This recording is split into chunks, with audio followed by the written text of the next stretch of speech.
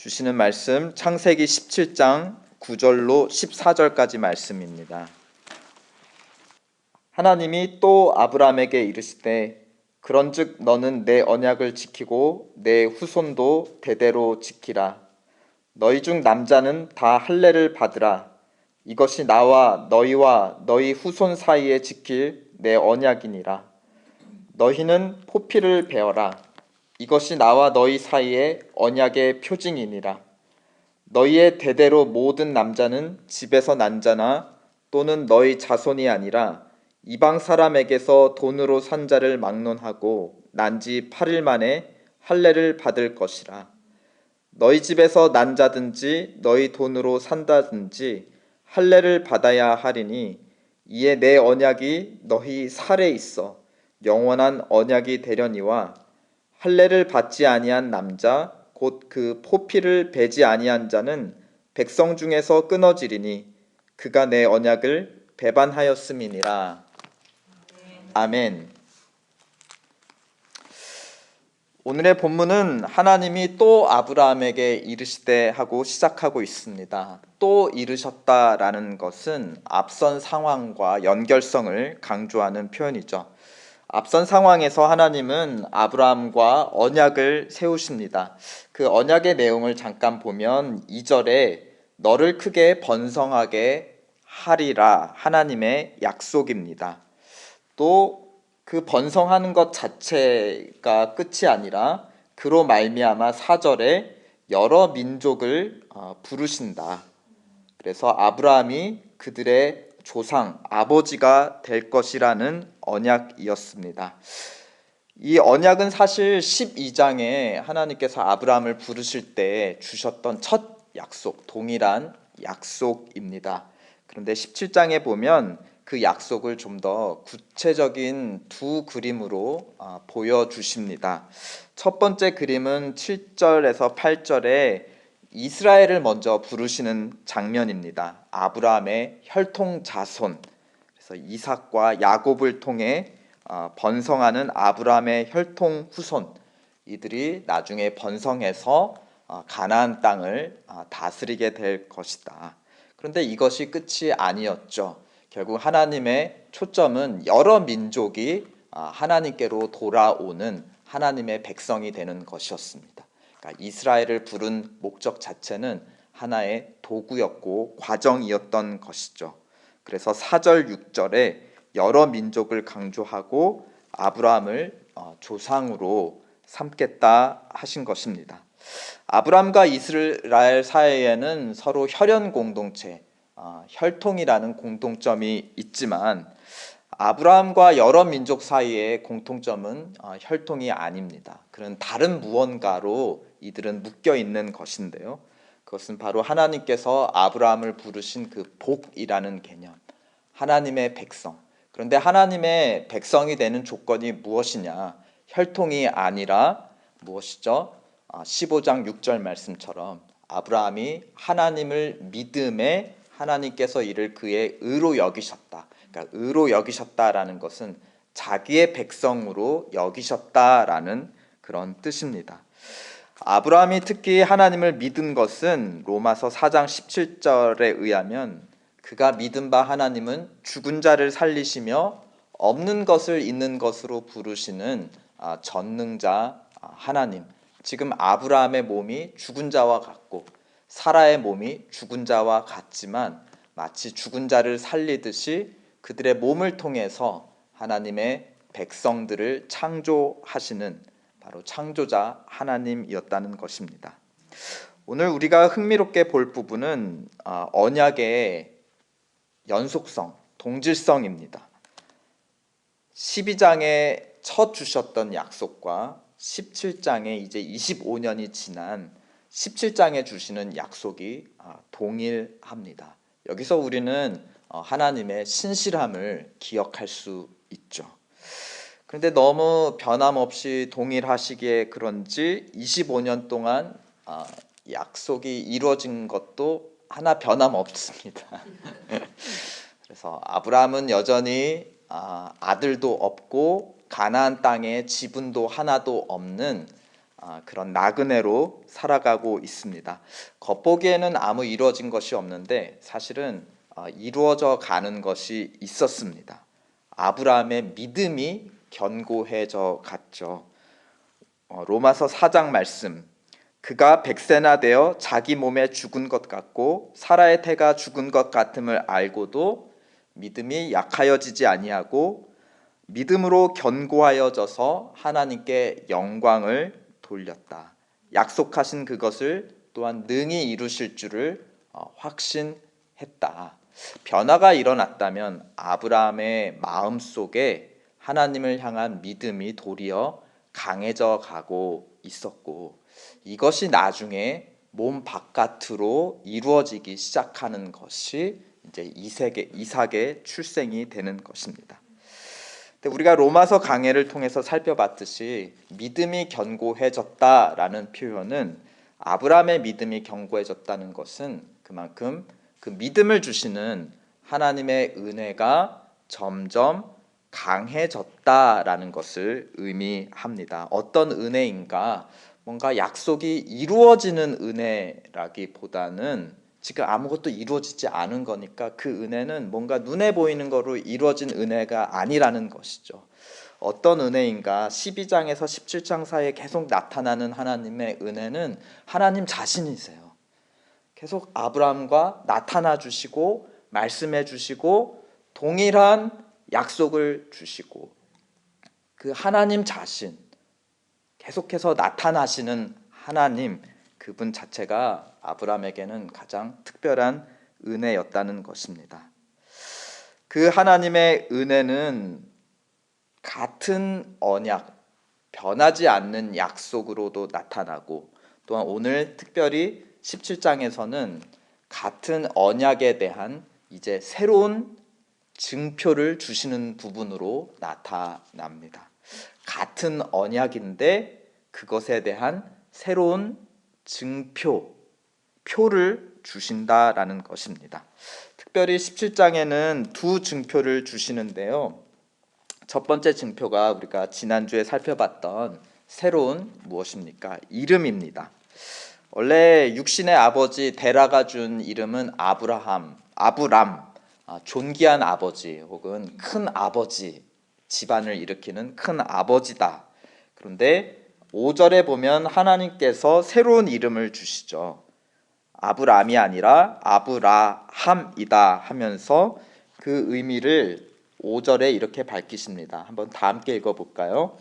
이제 후로는 내 이름을 아브라함이라 하지 아니하고 아브라함이라 하리니 이는 내가 너를 여러 민족의 아버지가 되게 하려 함이라.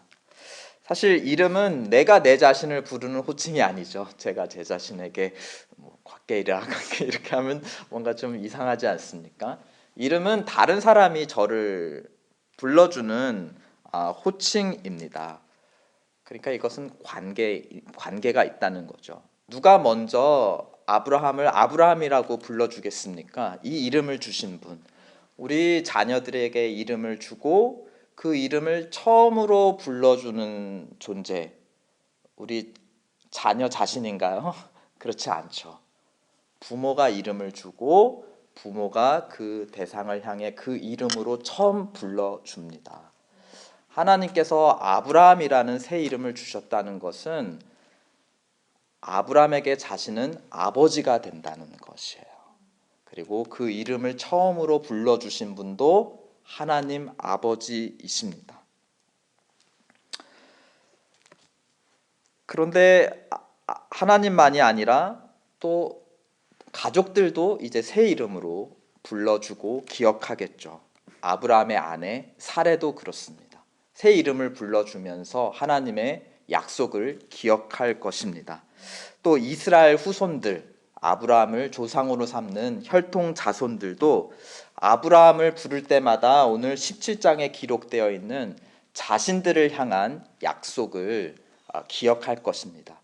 이스라엘을, 우리를 이렇게 불러주셨다. 그런데 우리를 불러주신 것은 다만 우리만을 위한 것이 아니다. 아브라함, 우리의 조상, 여러 민족의 아버지이시다.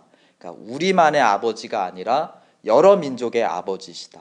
우리를 부르셔서 하나님을 믿는 자들이 받는 축복을 보게 하시고 우리를 통해 다른 여러 민족들도 하나님께 돌아오게 하려고 우리를 부르신 것이다.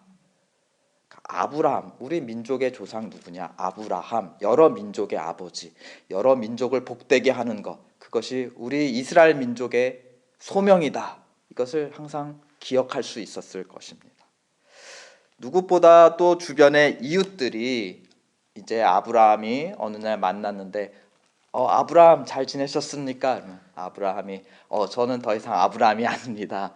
아브라함입니다. 여러 민족의 아버지가 될 사람입니다. 그러면은 사람들이 그러겠죠. 거참 노인네 치고 거창한 새 이름을 얻었구나.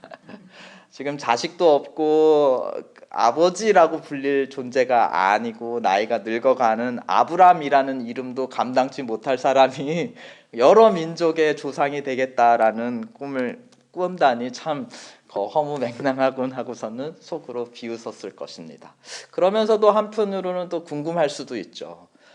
저 아브라함이 믿는 하나님, 아브라함이 섬기는 하나님은 어떤 하나님이실까? 과연 저렇게 늙은 노인네, 아들을 낳을 수 없는 노인네를 통해서 여러 민족을 부르실 과연 그 하나님이실까? 비웃으면서도 또 한편으로는 궁금하기도 한 그런 상황을 만들었을 것입니다. 새 이름을 주셨다라는 것은 하나님께서 아브라함을 아들로 여기셨다.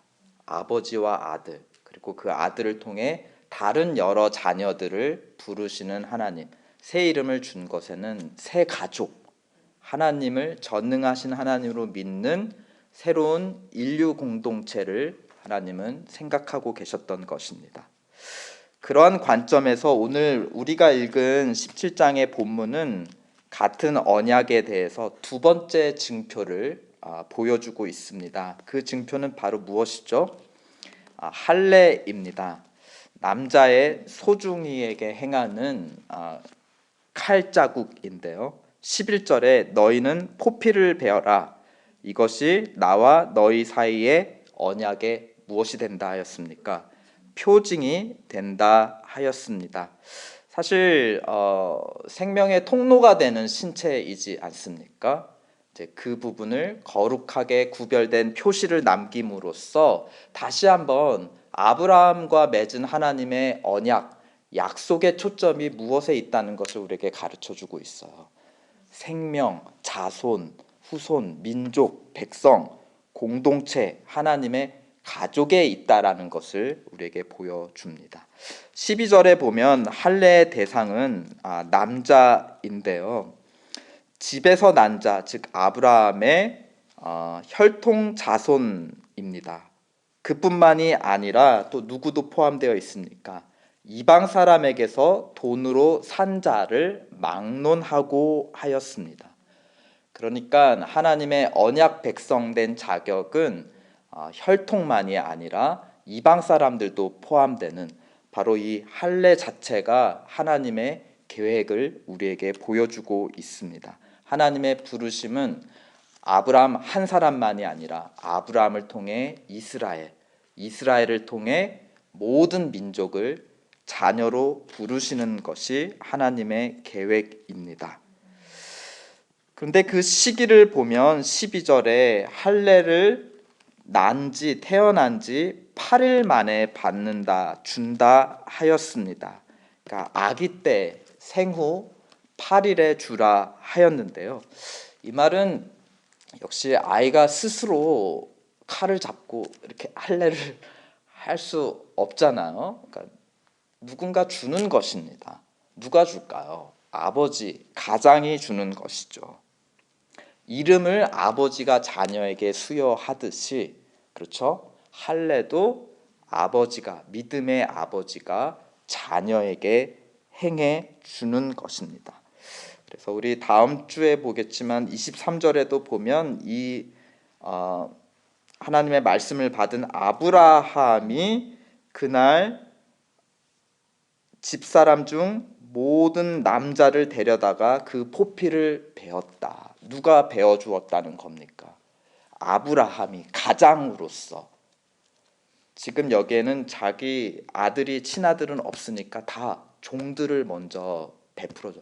가장 먼저 언약의 증표를 받은 사람은 사실 어떻게 보면 아브라함과 이방 사람들, 그것도 자유인들이 아니라 종들이었습니다.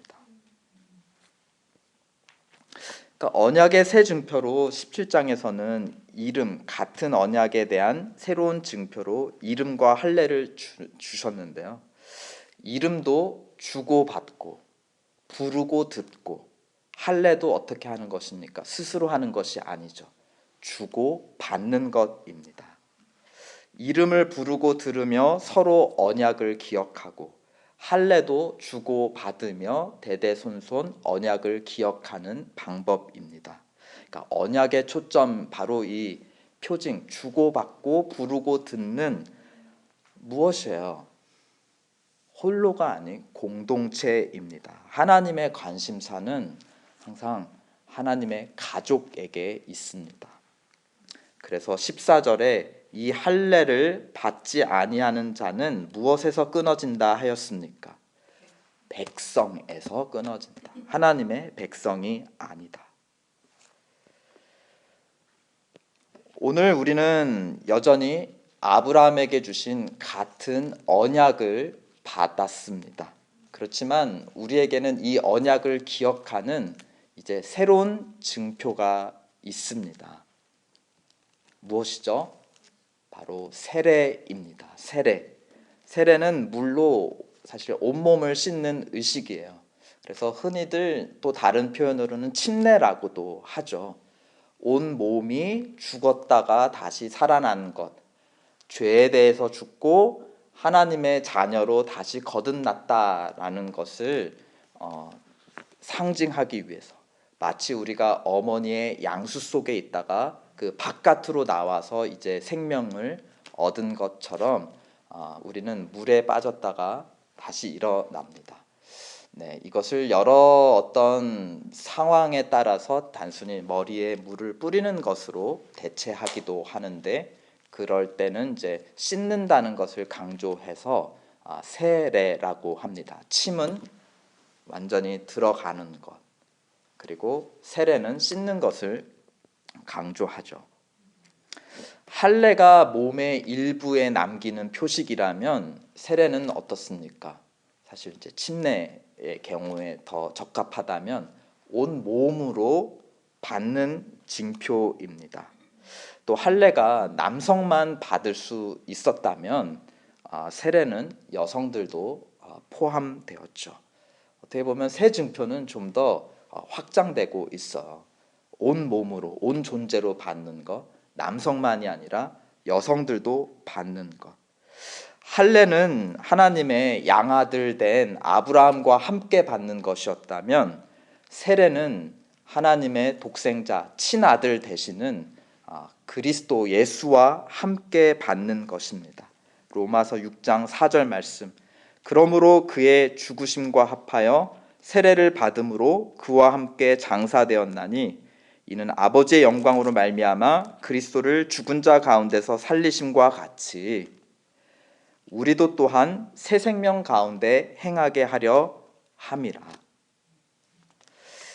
할례를 통해 나타난 하나님도 죽은 자 가운데서 살리시는 하나님, 죽은 자 같은 아브라함에게서 새 생명을 주시는 하나님, 아들 이삭을 주시는 하나님, 또 세례를 통해 드러난 하나님도 어떤 분이십니까? 죽은 자를 살리시는 하나님이십니다. 할례와 마찬가지로 세례 역시 나 혼자 그냥 물에 빠졌다가 죽는 것이 아니죠. 먼저 앞서 하나님의 자녀, 세례받은 자가 우리를 세례를 줍니다. 우리는 세례를 받습니다. 이름도 주고 받는 것, 할례도 주고 받는 것, 세례도 무엇입니까? 주고 받는 것. 그러므로 우리는 어떤 면에서 세례와 함께 또 새 이름을 증표로 받는다라고 볼 수 있습니다. 어떤 이름입니까? 서로를 무엇이라고 부르게 되죠? 형제, 자매. 하나님을 아버지라고 부르고 하나님의 자녀라는 이름을 받는다면 우리는 서로를 향해서 형제와 자매라는 새 이름을 받게 됩니다. 하나님의 언약을 기억하는 방법, 서로를 형제 자매라 불러보는 것도 좋은 방법입니다. 특별히 내 배우자, 그리고 심지어 내 자녀, 나에게 속해 있다고 생각하는 내 자녀조차도 나의 언약 안에서 형제 자매라고, 나와 동등한 언약의 자녀라고 한번 여겨보세요. 그렇게 한번 불러보세요. 하나님의 언약을 새롭게 기억하는 그런 좋은 방법입니다. 오늘 17장에서 또 지금까지 12장부터 17장까지 아브라함을 통해 우리가 본 하나님은 같은 언약을 지키시되 그 같은 언약에 대한 새로운 증표를 주시는 하나님이세요. 같은 언약을 주신다는 것은 무엇이죠? 세월이 변해도 약속이 변함이 없다. 하나님의 어떠한 부분을 우리에게 강조해 줍니까? 하나님의 신실하심. 그러나 새 증표를 주신다는 것도 어떤 면에서 하나님의 신실하심을 나타냅니다. 우리를 계속해서 우리의 믿음을 약하지 않고 강하게 붙들어 주시기 위해서 새로운 증거를 주신다라는 것, 하나님께서 새 일을 행하신다라는 것입니다. 변함없으신 하나님은 새 일을 행하시는 하나님입니다. 그 하나님은 신실한 우리의 아버지입니다. 그 신실하신 아버지의 자녀된 우리도 신실함으로 서로를 형제 자매로 붙들어주고 신실한 하나님의 백성 공동체를 세워가야 하겠습니다. 기도하겠습니다. 하나님의 언약은 아브라함 때부터 지금 몇천 년이 지나 예수 그리스도를 통해 지금 이 시대에 이르기까지 변함이 없습니다. 믿음으로 의롭게 된다. 하나님을 전능한 자로 믿는 자를 하나님께서 자녀로 여기신다라는 것입니다.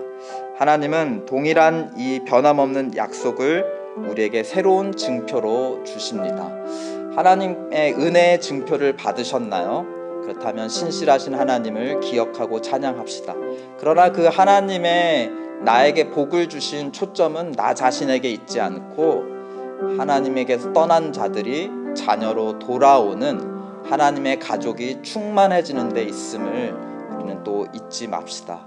오늘 우리에게 은혜 주신 신실하신 하나님, 나를 통해 신실하신 하나님이 온 세상에 드러나게 도와주시옵소서. 우리 함께 자신과 가족과 또 교회 공동체를 위해 기도하겠습니다.